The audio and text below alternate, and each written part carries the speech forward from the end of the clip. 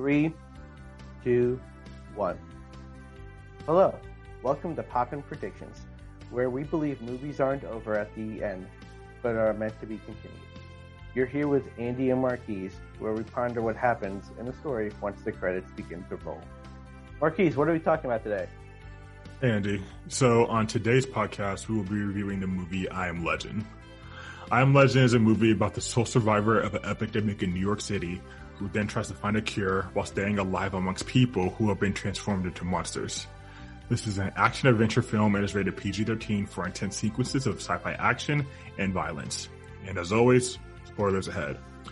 So, Andy, why don't you give the audience a quick description of this film? Yeah, so something I'm really excited about is to kind of look at the overall themes of this movie, especially with you. But this movie's been out for 13 years, so I would hope, and it's one of the classic films that really, in my opinion, stands the test of time. Mm-hmm. But for those who have lived under a rock for the past 13 years, I Am Legend starts out with a scientist who believes they found the cure for cancer by reversing the effect that measles has on the body. And then it flash forwards 3 years in the future, where you see this apocalyptic landscape in New York City. Nature completely takes back the city. You see deer running through. You see a bunch of animals running through. And Robert Neville, played by Will Smith, appears with his faithful dog Sam. And his purpose in life is to find the cure for this virus outbreak that occurred as a result of the vaccine that came out. While this is happening, you see sort of some mental illnesses play out where he kind of talks to mannequins. He becomes best friends with some of them, all while capturing and doing scientific experiments on these things called Deathbringers. We're just going to call them monsters just to stay consistent. Mm-hmm. But he does experiments on these monsters to try to find a cure. Along the way, he captures one to do experiments on, and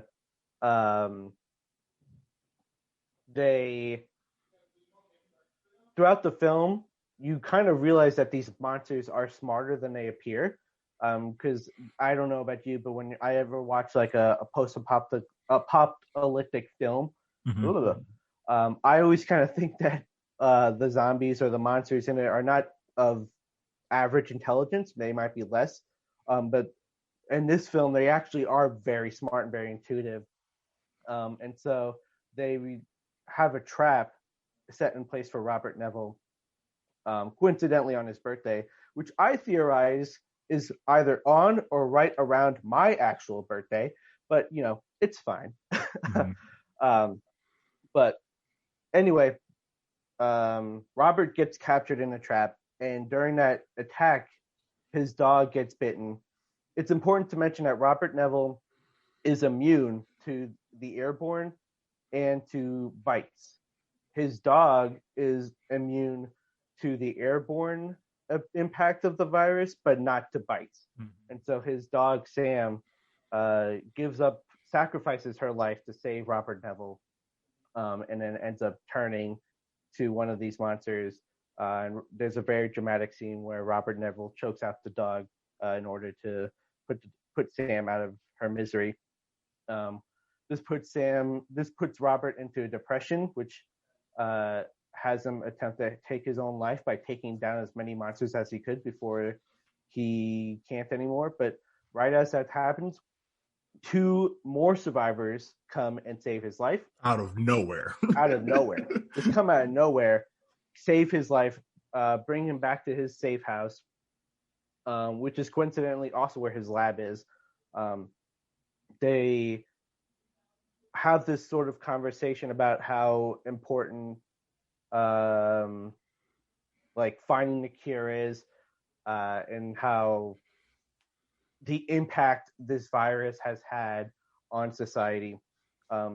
It ends with Robert Neville finding the cure and passing it along to the mother to bring to a survival colony, and he sacrifices himself so that they can escape. And that's how it ends in the original movie ending. There is an alternative ending, which I'm excited to talk to you about. And I personally like more, where Robert Neville realizes that the monsters just want the one monster that he had kidnapped back. That's all they want. And so he returns the monster back to them, and everyone survives. So that being said, like, Marquise, like, what's your take on it? How do you feel about both the original ending, the alternative ending? Like, what do you feel? Yeah, so specifically on the endings, I always thought the original ending was okay. Like, it wasn't anything special. They just kind of ended the movie. I mean, that being said, it's been a long time since I've seen this movie, and so I was much less of any type of movie critic whatsoever when I first watched this movie. But it was a, like, okay ending. But having seen the alternative ending, since you just recently showed it to me, I thought was much better. Yeah, like in the original ending, he actually, kills off himself and the rest of the monsters, while Anna and Ethan, who are the two survivors that also kind of joined him, sneak away and go find this camp, this base that had a ton of people in it, that Robert Neville originally said was a myth. It wasn't true. This kind of like survivors camp.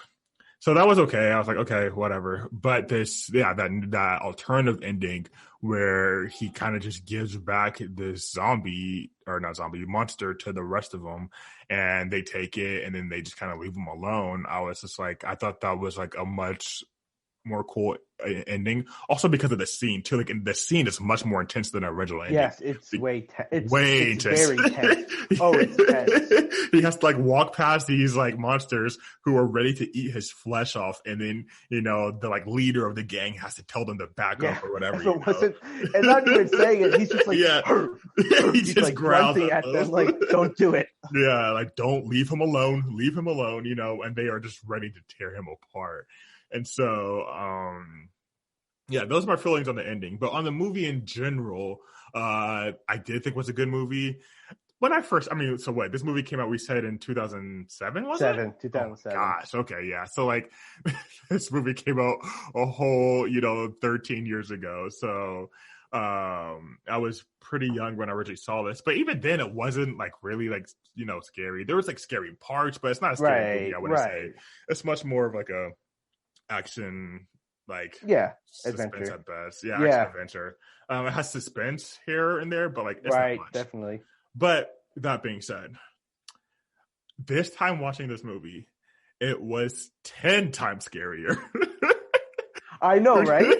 Well, I'm literally watching this. I was just like, oh, yeah, this is we're, for context for our listeners, I hope you all can understand that this is COVID times. Yes. And so seeing like a virus spread like was so scary to see. I was also just like, oh my gosh, like this could, like, not to say that this could happen, but like nothing like with how this was, like, I don't think that there's anything that would reanimate corpses to bring them back to life and make them monsters. But something like this, something super spread out, can happen. It's happening.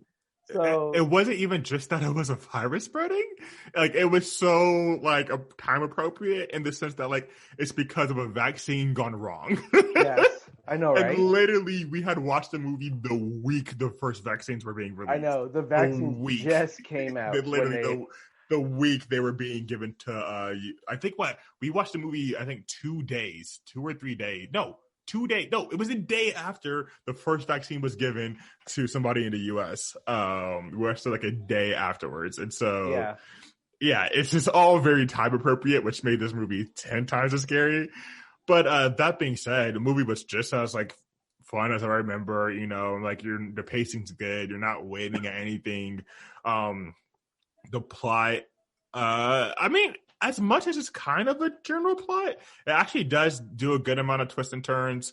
Yeah. Like the dog dying is actually a pretty big thing because it's the only thing that keeps him sane. And Yeah. so without the That's a big dog, piece. yeah. So when his dog dies, he's like, screw it, I'm done, and decides to go and try to basically just take his own life while killing as many of them as possible. But then out of nowhere, some survivors come. Okay, and then he has to kind of like readjust to like being social amongst humans again. I know, And that was a like, critical scene. yeah, it was a pretty critical scene. And so like they do a good job of like, even though the plot isn't like anything super intricate, it's still like it's a good movie. Like it keeps you entertained. It keeps you constantly like guessing what's going to happen next. It never really gets stale at any point, I would say. Yeah, and I think how though it is kind of a basic plot that's been kind of done over and over again, it does it. Some of the smaller details are done in unique and interesting ways. Mm-hmm. Like just now when you were talking about how he had to learn how to interact with people, like it wasn't something that I appreciated was that like Robert's character, after being alone for 3 years and only having his dog to talk to, I mean he talked to mannequins, but Mm-hmm. like another living being, Mm-hmm. his dog, like it took him a little while, and the fact that like he was able to communicate through Shrek, like watching Shrek, like he used Mm-hmm. Shrek's word, like Shrek's words or Donkey's words, whoever, like the movie Shrek. He used he used those words to communicate that, like, hey, I'm gonna stick with you. Like, I know things are kind of tense right now, but like, I want to be with, like, I want us to be a team here. Mm-hmm. Like, I think that was a pretty unique way of showing that, like, hey, I'm coming back. Like, I want to form a team here. Mm-hmm. Now, the question I have for you, Marquise, I thought a lot about the film. Thought I tried to look at the details, some of the smaller things. Do you think I Am Legend has some religious components to it? Ooh, that's a good question. Um, Naturally, I would say no. There was nothing about it particularly that struck out as religious. But now, the fact that you brought up that question, I'm so curious to what you're thinking of. I think that there are religious elements to it. Okay. And I think what really drives me to fully believe that it's not an overly religious film, I would say, Mm-hmm. but there are subtleties, is Anna's character. Mm-hmm. And Anna's character being a believer in higher power and That's divine right. intervention, That's right. whereas Robert's character, Robert, is just no, like man did everything. And I Mm-hmm. think a really, really defining scene is when Robert breaks down the scope and the scale of the impact of the virus, saying that like Yes. 6 million people died. No, sorry, 6 billion with a Yeah. B. 6 billion people died. Hundreds of millions of people came back as reanimated like monsters, and 1% of the world population is immune. That to me, and I will also, for the audience, let you all know, like, I am not a religious person. I Mm-hmm. cannot name a single Bible verse. I cannot say a single prayer. But to me, hearing all of that stuff, it makes me think of the rapture. Only the good are saved, and that a Ah. very small population of the people are immune, Mm-hmm. or in this sense, saved. And to me, the monsters represent the demons that might take over the world after the end of society and 6 billion after 6 billion people perish. Um, and that the butterfly to me kind of represents hope. Mm-hmm. And because throughout the film, um, um, the film was told by a series of flashbacks and reality. Mm-hmm. The flashbacks take you back to the final moments of New York City when it's populated, and how everyone is trying to get off Manhattan and trying to get off the island, so that they can get off before they blow up the bridges and no one can escape. and his daughter Marley keeps telling him to look for the butterfly, look at the butterfly. And throughout the film, like that is like the butterfly is an integral part of hope. You know, when he sees the butterfly in both of the alternative endings, not both alternative endings, in both endings. In the original ending, he sees the butterfly and he knows that like there's some sort of divine intervention here, and he sees a tattoo of a butterfly on Anna's neck, meaning that there was a reason why Anna was brought to him in the first place, and that reason was to send the cure out. In the alternative ending, when he saw the butterfly in the when the leader put the butterfly on the windows, he was able to see that there was a butterfly tattooed on the monster's body, and that's how he knew that he could believe the monsters. And so, to me, the butterfly symbolizes hope, in a brighter future, in that there's salvation ahead. An interesting take on this to completely change gears. I don't know if you have any like thing that you want to add to that before I say what I'm about to say, because what I'm about to say is going to change everything. No, I want to go. I want to hear this. Okay. A flip side to this is that Robert Neville is actually the bad guy. Oh, okay. Okay, so let me hear this argument. I know, right? The reason that Robert Neville is, you could say that he's considered the bad guy, is because if you read the intro that we did for him, he's the sole survivor, meaning that he's the last of his kind. Which I don't know if you necessarily need me to break that down for you, but can't go back now. You know. He's the sole survivor, trying to find a cure to save humanity. If you think about it, if we didn't say that, if we didn't introduce I Am Legend, and we just said scientist kidnaps local population to do experiments on them to find a cure. That sets up the plot that, Robert Neville is a scientist. It could be an evil scientist. Like from the monster's perspective, Robert is the bad guy. He's kidnapping them. He's doing experiments on them. All of them die. Like all of the ones that he kidnapped, like that does the experiments on, like they die. And so from the monster's perspective, which we usually don't take, like Robert Neville is the bad guy because he's kidnapping their own. There's more of them than him. And so it's kind of a testament that Robert is unable to adapt and is trying to save everyone, just send them back instead of adjusting to the new society that is there. Dude, that is a great point, because you're 100% right. Like he doesn't only kidnap the one, and like when I say kidnap, he literally sets a trap to catch it by his ankle, dangles it in the air, and then hits it with the butt of its gun for it to like knock unconscious. And then that's what another monster sees, and then kind of starts this revenge plot. But so he literally kidnaps it, and then we find throughout the movie, or like as he's like testing, that there's just pictures in his lab of all these monsters that he's kidnapped and has run experiments on to see if his vaccine will work or cure will work, and it doesn't work. And so 100%, like, from no one wants to take the monster's perspective, but if you do, they did not do anything to him. They weren't bothering him. He was living life, whatever. He goes in there and he takes him, and he just happened to take the wrong one finally. And then the leader got mad about it, and then just completely they turn on him, and start really plotting to get him. And it's kind of even a harder thing, because if these were just mindless, zombie like things, that'd be one thing, it still wouldn't justify it, but it makes more sense to side with Robert Neville, because they're past the point of salvation, like they're mindless, but these monsters are capable of thought.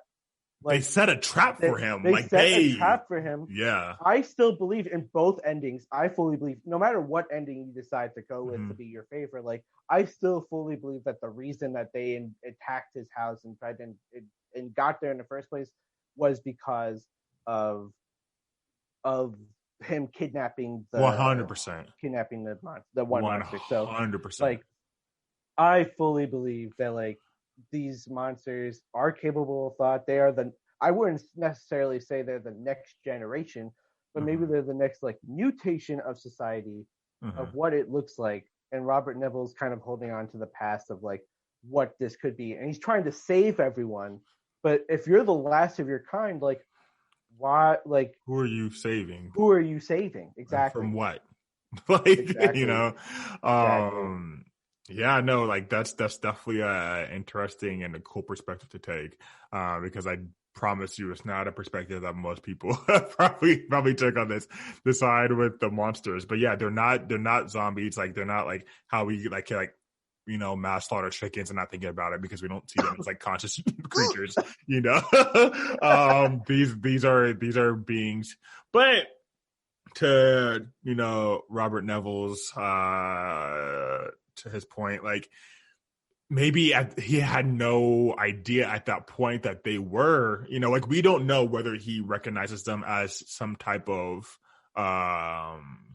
conscious beings. I don't think he sees them obviously as worthy of something bringing back to their original state as humans. So they must see something in them, but we don't necessarily have any evidence that he sees them as currently in their current state being conscious beings or whatsoever. Because even when he kidnaps one and then the other leader comes out and gets really angry, he looks very surprised. Like, what? Like, you're angry? Like why are you angry? Yeah, like he doesn't understand that like this is what they turned into. Yeah. And I don't think like sidebar, like I don't think all villains are inherently bad. Like there are definitely villains that are really bad, but I think the best type of supervillains or even just bad guys are the ones that can fully justify their means. Thanos. Thanos. Like I think of Thanos. Thanos is my favorite. Exactly. Thanos is a really good one. Joker. I think Joker from the Dark Knight series. R.I.P. Heath Ledger. I think that like that's another good one. If you're a fan of the Walking Dead series, like pause. Cut that part out. Okay. I can't remember his name. Are you thinking the guy with the bat? Or yes. Are you thinking of?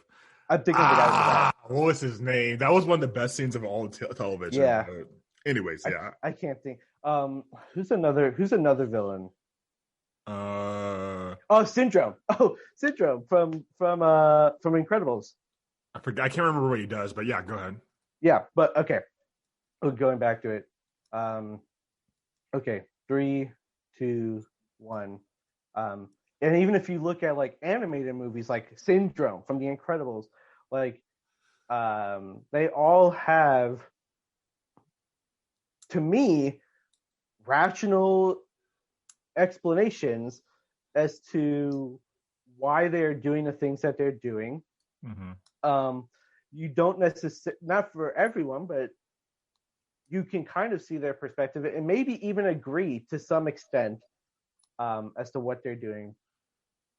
So all this to say is that I don't think Robert Neville views the monsters as bad guys. I think that he has made such a committed promise to his daughter Marley, which is also part of the reason why it's sad.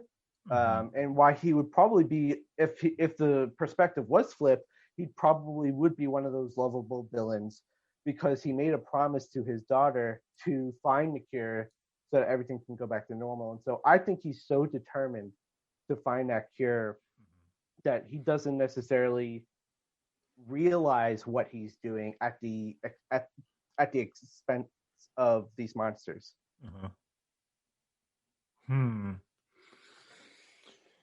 I fully agree with you. I don't think he realizes what he's doing at the expense of him. But yeah, if we're gonna go into this prediction section, I don't think at all. Like, I don't think he stops. Like, whether you take the okay, so we have to play off the alternate ending. If for my question, so play off the alternate ending where he is still alive, after all this ends, and just kind of gives them back their monster, and then they all go back.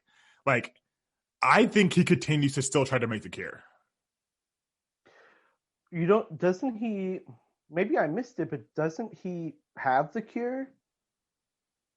Doesn't he take the cure before he gives it back, or gives her back, or am I misimagining? Sorry. I think he still, I think he still fully tried to cure them, promote the cure instead of just giving them back and like being done with it. I think he legitimately still tries to get the cure out. I disagree. I disagree a lot. Oh no. Okay. I think that it's over. Like, I think that if we're going off the alternative ending, of course, I think that him passing along I'm going to assume that it's a daughter, just because, like, of the symbolism between Robert Neville and his daughter Marley, like, and this, like, that it could potentially be this monster's daughter that he kidnapped. So that's kind of my frame of mind and reference for this part. And there's no evidence that the monster was the head honcho's wife, so I'm just going to assume it's his daughter. Okay. The parallelism. Yeah, that's what I was thinking. I think that scene in the parallel ending, in the alternative ending, I think that's their agreement that he will stop kidnapping monsters. In exchange, they won't go after him.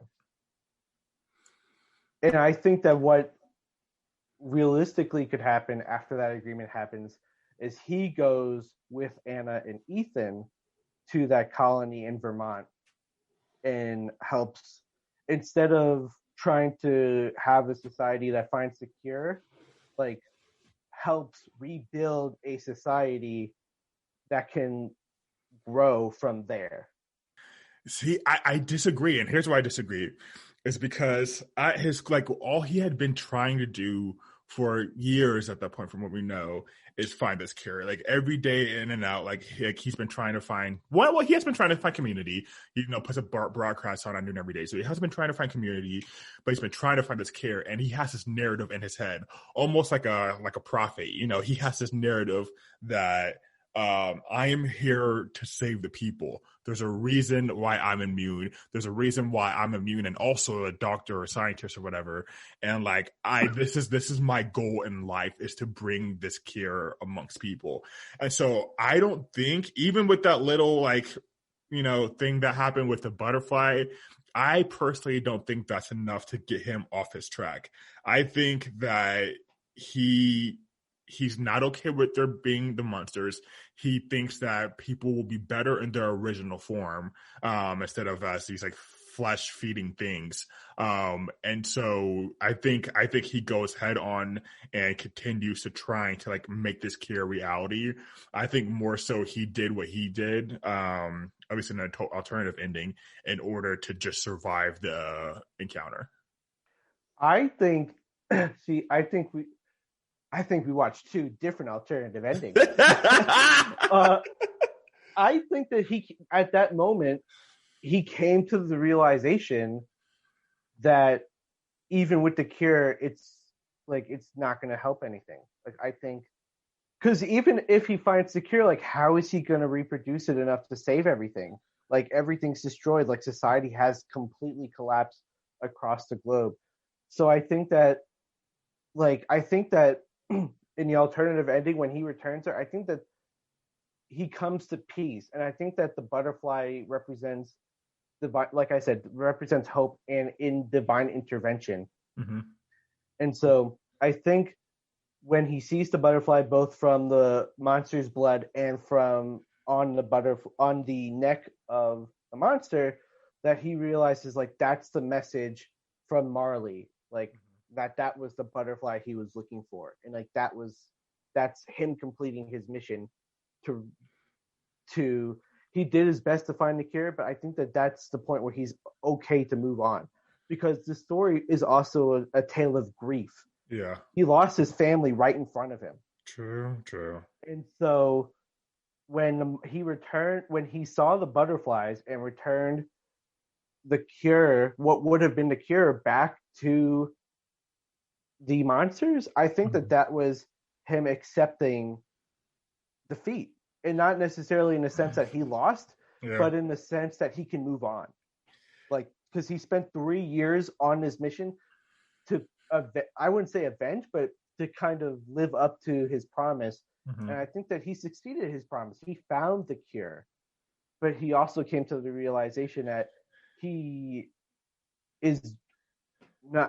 just not going to be able to succeed in saving everyone. Like, the monsters don't even seem like they want to be saved.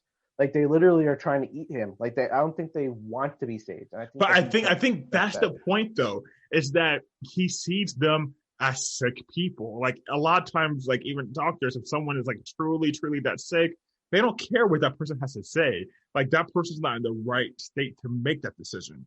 So I think he was surviving that encounter. And I think even if he is for a bit convinced, like, oh man, like, maybe there is a reason for this, I think he'll go back to what he originally said. 6 billion people died. Hundreds and hundreds of millions turned into these like monsters, leaving only, and then for the little bit that are immune, these monsters kill. Like, for him, I don't think there's a greater hope. I don't think there's any type of God or something like that like he will eventually kind of change his mind. I think that momentarily he did what he did to survive, but I think that goal, the care, I don't even think he's thought far enough ahead into mass producing. I think his first step is, I need to find this cure, and once he finds the cure, he'll find a way to produce it. I don't know. I don't believe that he's going to give up that easily. I think that he really feels called as the one that can save things. And I don't think that event in itself is going to be enough to change it. Okay. I am still going to have to sit and respectfully disagree. Hey, it'll be the first ending we've disagreed on, though, or first continuation. I know. I think that I just feel like there are times in people's lives where this doesn't happen for everyone. This doesn't happen all the time. But there are people out there that are so set in their ways. And this goes back to my theory of I Am Legend being a religious film, in that he came to a realization. Like, he came to a sudden realization, much like how people who don't have faith come to a sudden realization and their entire purpose in life shifts. And I'm not saying that this happens for every single person, but this could have been Robert's moment where his purpose changed because he realized that through divine intervention that it had to. 100% could have been. Just don't think it was.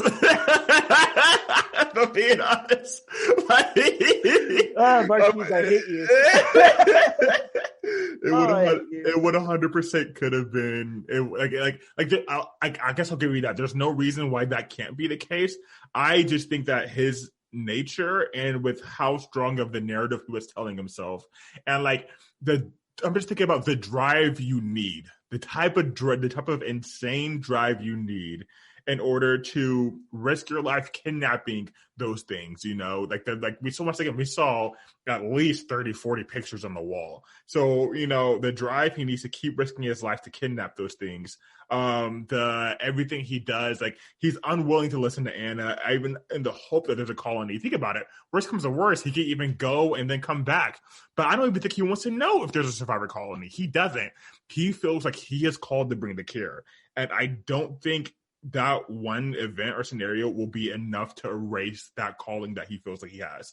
Like, almost as much as like I do believe the character's like not really believing in a god or for a god, it's almost like a god, like I said, prophet, almost god-like calling, where he feels like he is the one to provide this cure. And even outside like social narratives, like there's a scene where he opens his fridge and on the fridge door it's a picture of him and it has savior on it, and so even him, like he has so much that's building this narrative that he is the one that's supposed to save them, that I do not think that he in any way shape or form is actually going to let that go.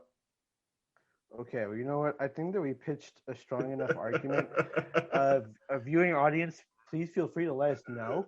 Please feel free to let us know that I'm right. Everyone has an opinion. Everyone's entitled to it. It's okay for Marqueze to be wrong, which he very much is in this situation. But that's anyway. That being said, I loved this movie. Mm-hmm. Even if I decide not to look super deep into this movie, I think that it's still one of those classics that you can watch at any time. It definitely stands the test of time to me. And so we have a rating system on Poppin predictions that's based off of the size of the popcorn bucket. So we have small, medium, large, and big bucket. The larger sizes, the more that we personally enjoyed it. And so that being said, Marqueze, mm-hmm. Where does I Am Legend fall in the Poppin predictions popcorn scale? So for me, Andy, I am going to have to give this a large bucket. Okay. To be honest, this might be between medium and large. Oh. Not because this is in any way, shape, or form a bad movie. I do recommend this to people. I think it's a cool film. Most of you, as we said in the beginning, have probably already seen this movie. So it's not that I think it's a bad film by any means or, isn't good, but like, there's definitely nothing standout special about this film. That's fair. There's nothing that I would recommend. I would recommend this to somebody who's like, yeah, no, it's a cool movie. But there's nothing I would never recommend this to somebody and expect them to take something away from it. It's more so just like an hour and a half of entertainment, something to like, oh, all right, that's cool. And like for me, it's like big bucket is reserved for you got to take something away from this. Like this needs to be something that like you're gonna philosophize and think about for a while. That's fair. And That's fair. Large bucket is it's a pretty good movie. Not perfect, but pretty good. And there's like some things you can really think about. I know we found things to think about in this movie, but I don't think in general it really would like twist people's. It wasn't like the purpose of this film was to try. I think that I could see that a lot. I think that for most people, they'll watch it, be like, all right, cool film, and then that's it. And so for me, I'll give it a large because I do think it's solid, but it could be between a medium and a large. Okay. You know what? At first, when you said large, I was like, okay, cool. That's what I was thinking. But when you said between medium and large, I was like, what are you talking about? but I can agree with the logic, and I can approve of it. I approve of it. So for once, I'm not going to get an argument here. I think in non-COVID times that I would agree 100% with you. Mm-hmm. But we're in COVID times. I think that there is something you can take out of this. Do not get the vaccine. No, I'm joking. Oh my gosh, Marqueze, no. I'm joking. Get vaccinated. Stay in school. Stay safe. Do what you will. Wear a mask. Yes, wear a mask. I think that I am with you that it's not big bucket. Which I know you're like, Andy, how can you give Zootopia, a spoiler alert for our own Poppin predictions, how can you give Zootopia a big bucket and not I Am Legend? I think that with I Am Legend, it's one of those films that the plot isn't overly complicated. There wasn't any real massive curveballs. If you go with the original ending, it goes kind of the way that one could expect, because I don't really like, even when I was a little kid when I first saw it, so I can't really say what. I was thinking about it. I was 14 years old, bro. Yeah, so I can't speak on like 14. How my mindset would be back then. I was a child. If for whatever reason I did live under a rock and haven't seen it, like I would have assumed that Robert Neville was going to die from the get-go, because it's like he's the last person in New York City. Like, how is he going to make it out of this? Yeah.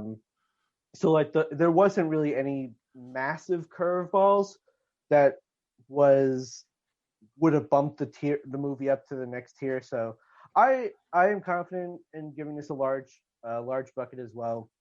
It's definitely a really good movie. I don't even think this is, the way you said it was like it could kill some time. Like, I don't think this could kill some time. Like, I think that it's a legitimate good movie. And it's a hard large bucket for me, not a medium, not medium large. I think it's a solid large bucket. This is a solid large bucket. This is a solid large bucket of popcorn here. So yeah, what did you think of our continuation of I Am Legend? Did you agree? Please, who did you agree with? Who did you agree with? Please let us know. That is the most important question. Who did you agree That really is. That was 40 points for Gryffindor if you go with Andy. But yes, please let us know who you agree with. Follow us on Twitter and Instagram at poppinpredictions.pod. I repeat, poppinpredictions.pod. And let us know your thoughts and how you think the movie should continue. And remember to subscribe. You can find us wherever podcasts are available. Peace. Have a good one, y'all. Have a good one, y'all. Have a good one, y'all. Have a good one, y'all. Have a good one, y'all. Have a good one, y'all. Have a good one, y'all. Have a good one, y'all. Have a good one, y'all.